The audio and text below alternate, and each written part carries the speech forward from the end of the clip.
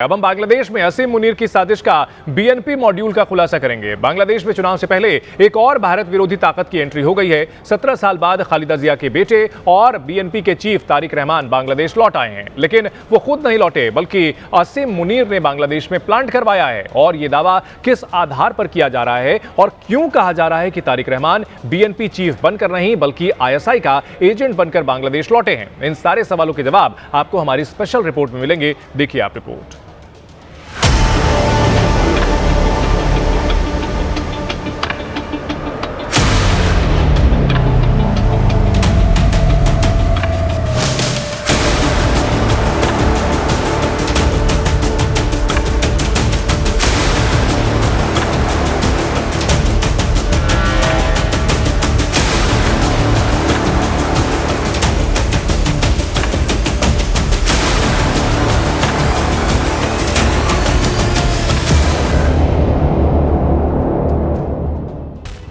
पूरे 17 साल बाद और चुनाव से 1.5 महीने पहले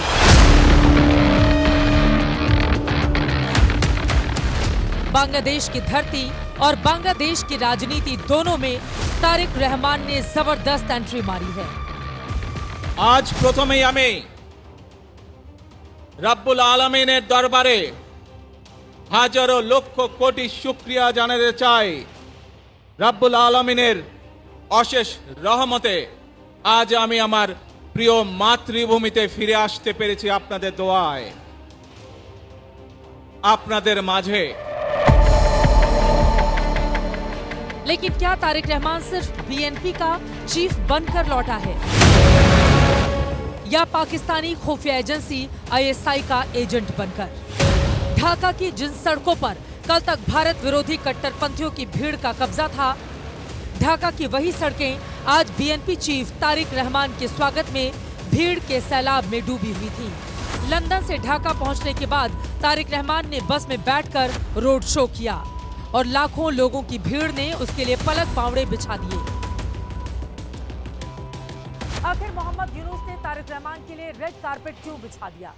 बांग्लादेश में कट्टरपंथी जमात इस्लामी के खिलाफ बीएनपी के सबसे बड़े ताकतवर लीडर को बांग्लादेश क्यों आने दिया? क्या तारिक रहमान को बांग्लादेश आकर चुनाव लड़ने का ऑर्डर खुद पाकिस्तान के असीम मुनीर ने दिया है? ये सवाल सबके ज़हन में है। ये सवाल इसलिए भी बनता है क्योंकि 17 साल बाद तारिक रहमान की बांग्लादेश वापसी का टिकट तो खुद मोहम्मद यूनुस ने दिया है। कैसे, ये जानने से पहले जरा तारिक रहमान का क्रिमिनल बैकग्राउंड जानिए। क्योंकि तारिक रहमान को मार्च 2007 में भ्रष्टाचार और अन्य आरोपों में गिरफ्तार किया गया था। 18 महीने जेल में रहने के बाद जमानत मिलते ही साल 2008 में तारिक रहमान मेडिकल ट्रीटमेंट का बहाना करके लंदन चला गया।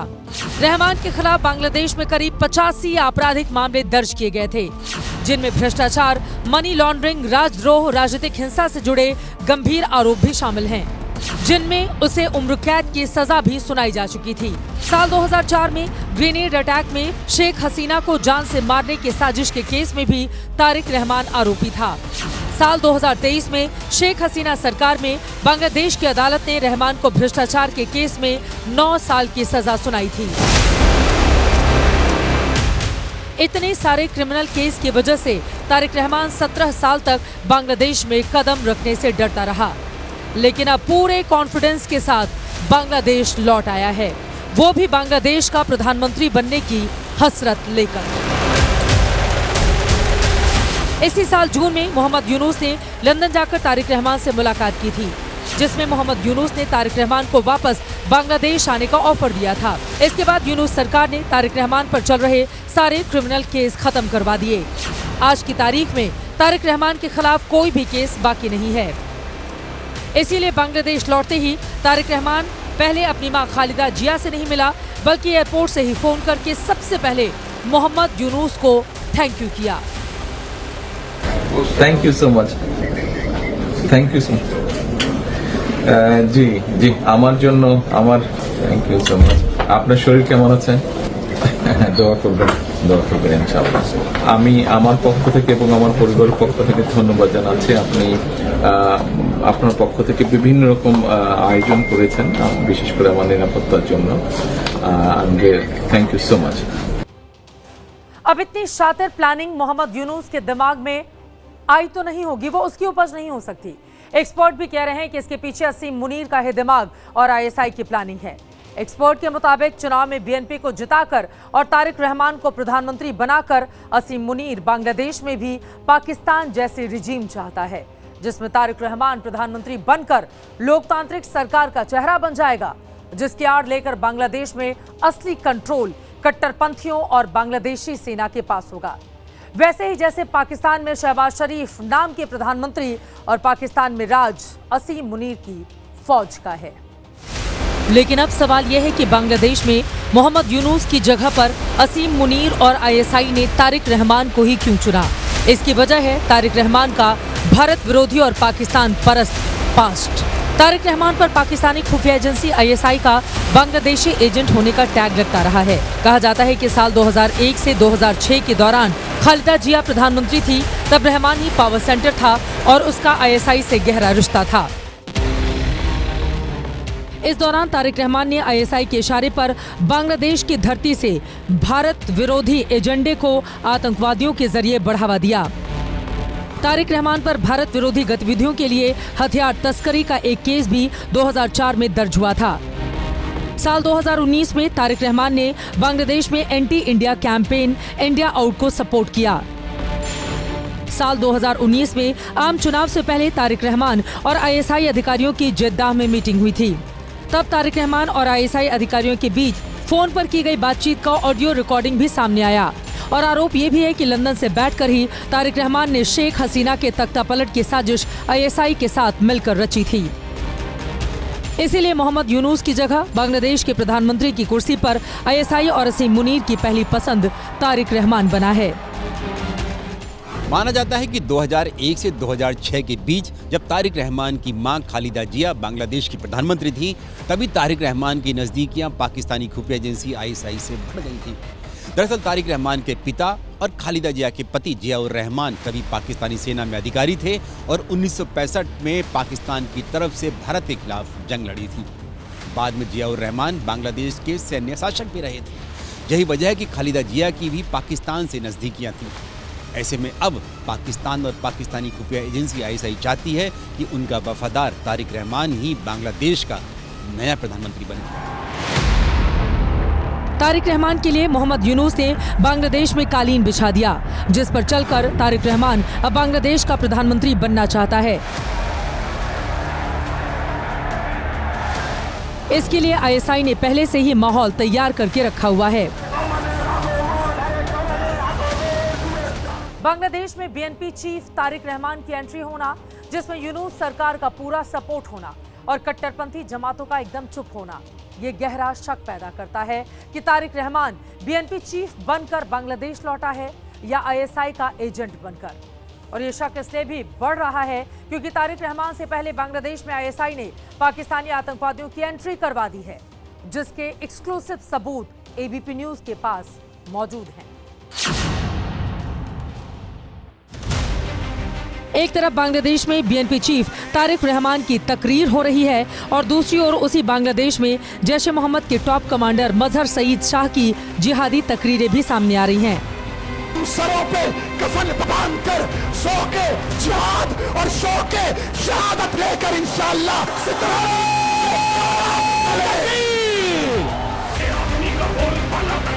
क्योंकि तारिक रहमान की तरह जैश के टॉप कमांडर आतंकी मजहर सईद शाह को भी आईएसआई ने बांग्लादेश में प्लांट कर दिया है, जो बांग्लादेश के लोगों को कश्मीर की घुट्टी पिलाकर भारत के खिलाफ जिहाद के लिए उकसा रहा है। हमारे बड़ों की चंद नादानियों की वजह से हमारे दरमियान नफरत का बीज बोया था और कहा था कि हमने ला इलाहा इल्लल्लाह को खलीज बंगाल में डुबो दिया है। इस वक्त की बड़ी खबर जयपुर से आ रही है, जहां मस्जिद के बाहर पत्थर हटाने को लेकर देर रात जो भारी हंगामा हुआ था, उसके बाद फिर से वहां हिंसा भड़क उठी है और फिर से यहां अब प्रशासन को पसीने छूट रहे हैं हालात काबू करने के लिए। देखिए, कई लोग घायल हुए हैं। बड़े पैमाने पर पुलिस पूरी तरह से राइट गियर लेकर के मौजूद है, लेकिन हालात अभी भी काबू नहीं हुए हैं।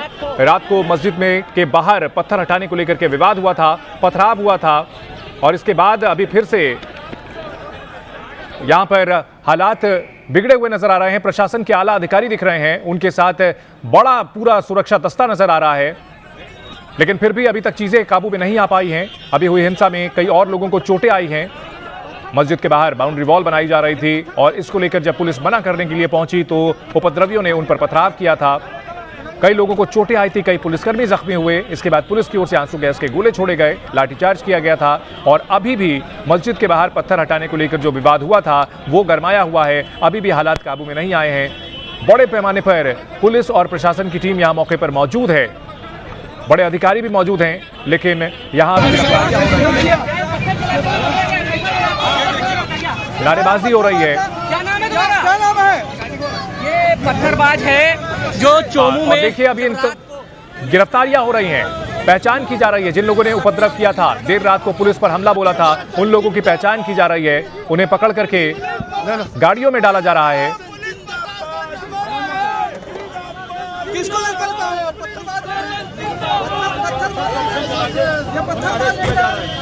तो पत्थरबाजों का इलाज किया जा रहा है, उन्हें उठाकर गाड़ियों में डाला जा रहा है, कानून के दायरे में लाया जा रहा है। जिस तरह से उन्होंने देर रात को जयपुर में माहौल बिगाड़ने की कोशिश की थी चौमू इलाके में, अब गिरफ्तारियां हो रही हैं। सीसीटीवी के जरिए गवाही के आधार पर गिरफ्तारियां हो रही हैं। ये देखिए एक और आरोपी जिससे पुलिस लेकर जा रही है। तो अब तक 3 लोगों को गाड़ी में रखा गया है, 3 को गाड़ी में। तो पत्थरबाजों का इलाज किया जा रहा है जयपुर पुलिस की ओर से। बड़े पैमाने पर पुलिस का अमला यहां मौजूद है और चुन चुन करके उन लोगों को पकड़ा जा रहा है जिन्होंने देर रात को पत्थरबाजी की थी जयपुर के चौमू इलाके में। पूरा विवाद मस्जिद के बाहर बाउंड्री वॉल बनाने को लेकर था। सहमति बन गई थी, जो वहां पत्थर लगाया गया था उसे हटाने को लेकर, लेकिन रात के अंधेरे में अचानक से बाउंड्री वॉल का निर्माण शुरू किया गया।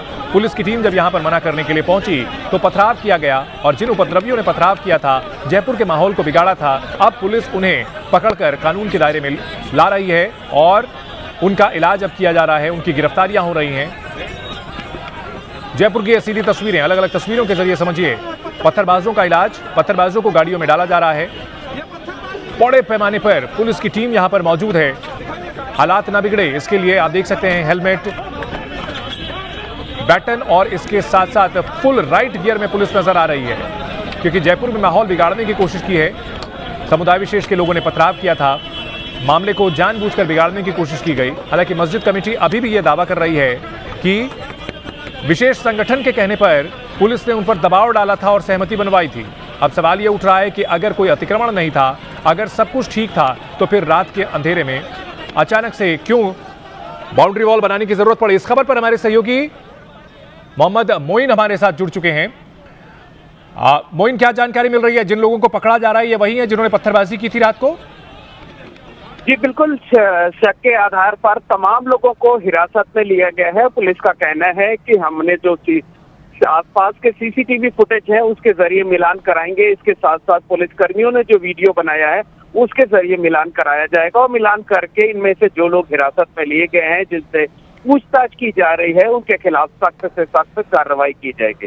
इस बीच देखिए कि रात का ना कोई वीडियो सामने आया है जिसमें साफ तौर पर नजर आ रहा है कि कल जब सहमति बन गई थी कि वहां पर जो मस्जिद के बाहर पत्थर लगे हुए हैं उन्हें मस्जिद कमेटी के लोग हटा देंगे, लेकिन मस्जिद कमेटी के लोगों ने देर रात काम शुरू किया, पत्थर को हटाया, लेकिन वहां पर लोहे की रेलिंग लगाना ही शुरू कर दी। जो वो कई मशीनें बुलाई गई, कई कारीगर बुलाए गए, और आनंद फानन में इस काम को इस वजह से कराया जाने लगा ताकि सुबह उजाला होने से पहले वहां पर एक रेलिंग जो है वो खड़े होकर के तैयार हो जाए, एक बैरिकेटिंग जो है वो तैयार हो जाए। उसी पर जब लोगों ने आपत्ति की, पुलिस वहां पर पहुंची, तब वहां जो मस्जिद में मौजूद लोग थे या आसपास के तमाम दूसरे लोग इकट्ठे हो गए, उन्होंने पुलिस पर पथराव शुरू कर दिया, कई पुलिसकर्मी घायल हुए। उसके बाद पुलिस को बल प्रयोग करना पड़ा, आंसू गैस के गोले छोड़ने पड़े, और फिलहाल जो है वहां पर इंटरनेट सेवाएं बंद हैं। ठीक है, इंटरनेट सेवाएं बंद कर दी गई हैं ताकि भ्रम ना फैलाया जाए, जो झूठी खबरें ना फैलाई जाए, और इन सब के बीच पत्थरबाजों को पकड़ा जा रहा है। बहुत शुक्रिया मोइन पूरी जानकारी के लिए।